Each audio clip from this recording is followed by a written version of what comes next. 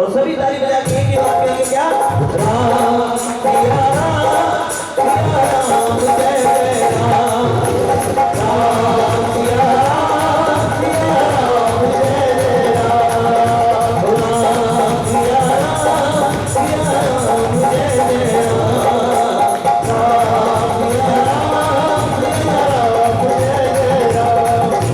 सिया राम, सिया राम जय जय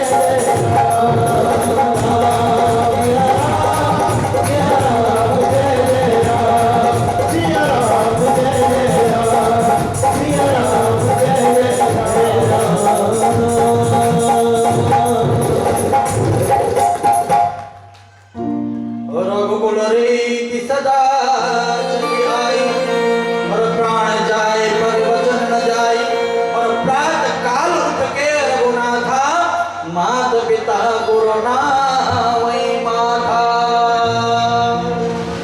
राम को हम लोगों को अपना आदर्श बनाना चाहिए, और राम को आदर्श बनाने का तात्पर्य है कि प्रातः काल उठ के रघुनाथा, माता पिता गुरु नावै माता। प्रातः काल जब मेरे राम जी उठते थे, मेरे श्याम जी उठते थे, तो अपने माता पिता के चरण छूते थे, गुरु के चरण छूते थे। कौन सवेरे उठ करके अपने माता पिता का चरण छूता, जरा हाथ खड़ा करके बताओ, है कोई?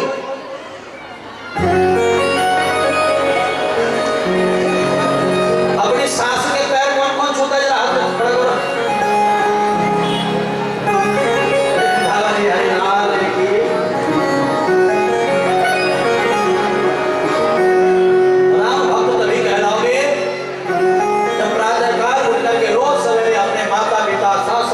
चरण छूओगे, गुरुओं के चरण छूओगे, तभी जाकर के राम भक्त कहलाओगे।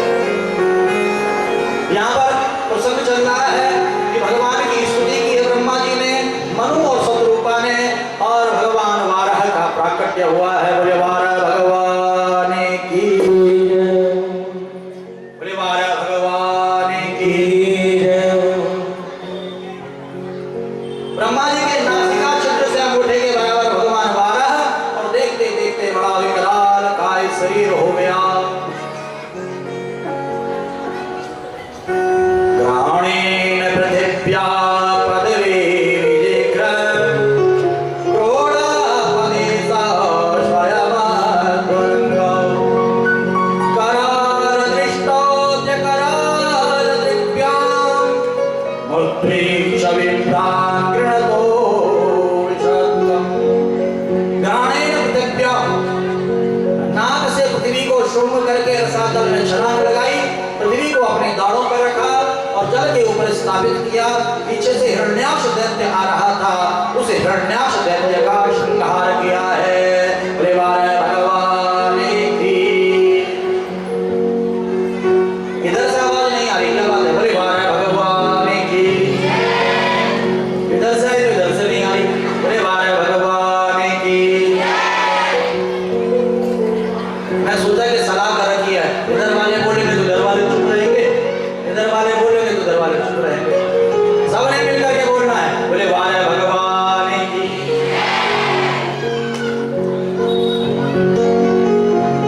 ये हिरण्याक्ष कौन है? राजा परीक्षित ने सुखदेव जी से प्रश्न किया। सुखदेव मुनि कहते हैं, राजा परीक्षित के हिरण्याक्ष और हिरण्यकश्यप दो भाई हैं, ये भगवान के पार्षद जय विजय हैं। इन्होंने संत कुमारों का, ब्राह्मणों का अपमान किया, जिसके कारण भक्तों का अपमान किया, संतों का अपमान किया।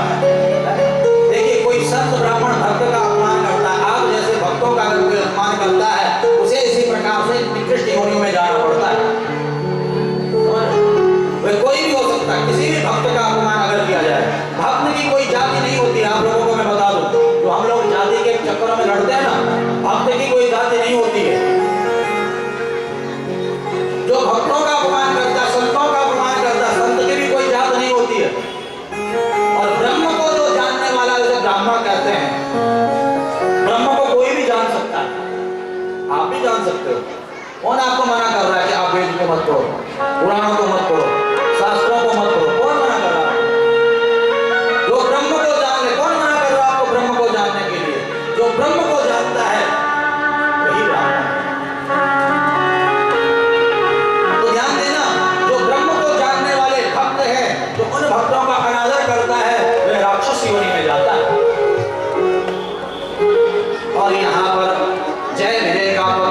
दिति के गर्भ में हुआ है और दिति के गर्भ से ही हिरण्याक्ष और हिरण्यकश्यपु की उत्पत्ति हुई है। हिरण्याक्ष ने पृथ्वी को पकड़ लिया और रसातल में लेकर के चले गया और हिरण्यकश्यपु स्वर्ग में जाकर के बैठ गया का ये स्वर्ग मेरा है। जो राक्षस होते हैं दूसरे की अधिकार को अपना अधिकार कहते हैं, ये मेरा है।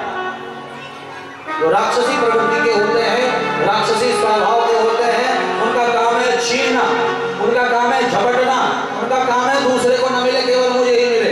राक्षसी परंपरा, राक्षसों ने हमेशा दूसरे को दुख दिया है, दूसरे को हमेशा कष्ट दिया है, मारा है, दूसरे को हमेशा जो है प्रताड़ित किया है। आप इतिहास देखिएगा, आप इतिहास देखिएगा तो ध्यान देना, यही हिरण्यकश्यपु ने किया, यही हिरण्याक्ष ने किया। पृथ्वी को ले गया रसातल में और हिरण्यकश्यपु स्वर्ग में बैठ गया, देवताओं को भगा दिया। देवता कौन है? किसे देवता कहते हैं? का जो हमेशा देता है। समझ रहे हो कि नहीं समझ रहे हो? जिसका काम देना है। सूर्य हमें दे रहा है, प्रकाश दे रहा है, चंद्रमा हमें चांदनी दे रहा है, शीतलता दे रहा है, पवन हमें हवा दे रही है श्वास लेने के लिए, क्या ये देवता है, दे रहे हैं। अग्नि हमें जो है सुंदर जो है भोजन इत्यादि की व्यवस्था कर रही है, अग्नि हमें दे रही है, दाहकता दे रही है।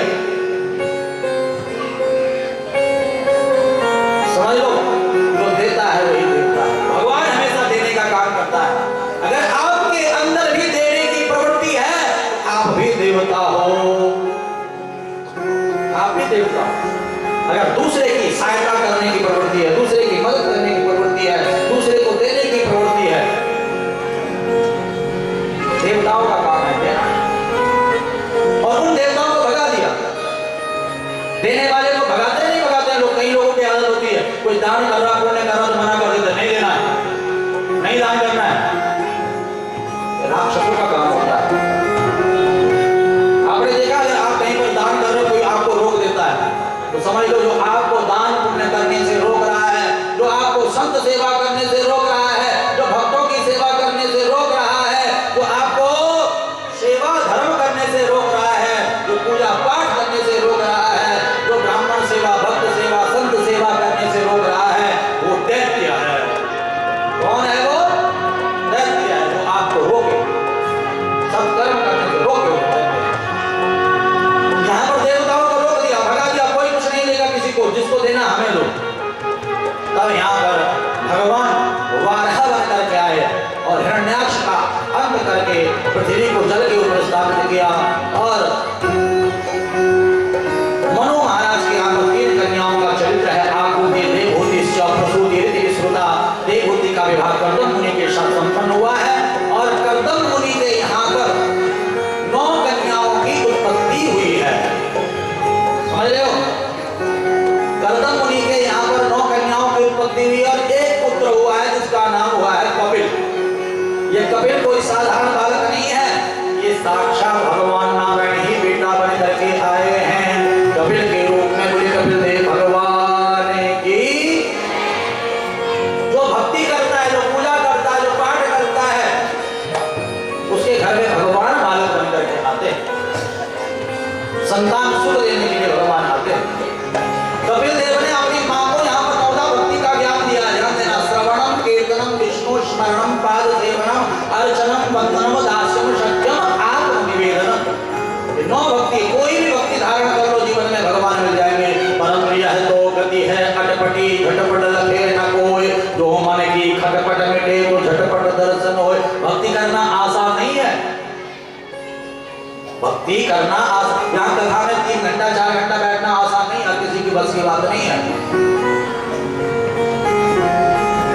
समझ रहे हो नहीं समझ रहे? ये आपके ऊपर गोविंद की बड़ी भारी कृपा है। आप कथा में बैठे हो सर्दी के टाइम पर, रजाई नहीं सूखती है, नहीं तो महाराज सर्दियों में हीटर आग जलाते लोग, जलाते नहीं जलाते, परंतु यहाँ पर बैठे हुए आप कथा में, आपको मैं नमन करता हूँ, आप सभी को मैं प्रणाम करता हूँ। आप सभी के लिए अपने लिए जोरदार तालियां। क्या बात, ये भक्ति है आपके अंदर। ये भक्ति में लगना आसान नहीं है। आपको बहुत लोग रोकते होंगे, टोकते कथा के लिए चलते होंगे, जब आप कथा की तैयारियों में लगे होंगे, बहुतों ने रोका टोका होगा आपको, क्योंकि भक्ति मार्ग पर व्यवधान बहुत आते हैं। मार्ग आसान नहीं है, इसमें कंकड़ है, पत्थर है, कांटे हैं, इसमें आग के अंगारे हैं। इस मार्ग पर चलना आसान नहीं है। भक्ति मार्ग पर आप सोचो कि बड़ी आसानी से हम यहाँ तक पहुंच गए, नहीं, बड़ी आसानी से नहीं पहुंच सकते हो। अंगारे हैं इस मार्ग पर, कंटक है इस मार्ग पर, कांटे हैं इस मार्ग पर, और जो इन अंगारों पर चल करके, कांटों पर चल करके यहाँ तक भक्ति मार्ग पर चलते हुए भगवान तक पहुंचता है, वही जीवन में आनंद को प्राप्त करता है, भगवान की कृपा को प्राप्त करता है। मन के बहुते रंग हैं, छिन छिन बदले सोए, एक ही रंग में जो रहे ऐसा बिरला कोई। मन के हारे हार है, मन के जीते जीत, और मन ही मिलावे राम सो, और मन ही करावे फजी। यही मन हमें राम से मिला सकता है, कृष्ण से मिला सकता है, और यही मन हमें फजीते में डाल देता है। समझ रहे हो नहीं समझ रहे हो? ये मन जल्दी से नहीं लगता कथा कीर्तन भजन में। यहाँ पर कपिल देव ने अनेकों अनेकों प्रकार से ज्ञान अपनी माँ को दिया है। माँ सिद्धदा नदी के रूप में परिणत हो गई है, और यहाँ पर आगे चल करके मनु महाराज की कन्याओं का वर्णन करते हुए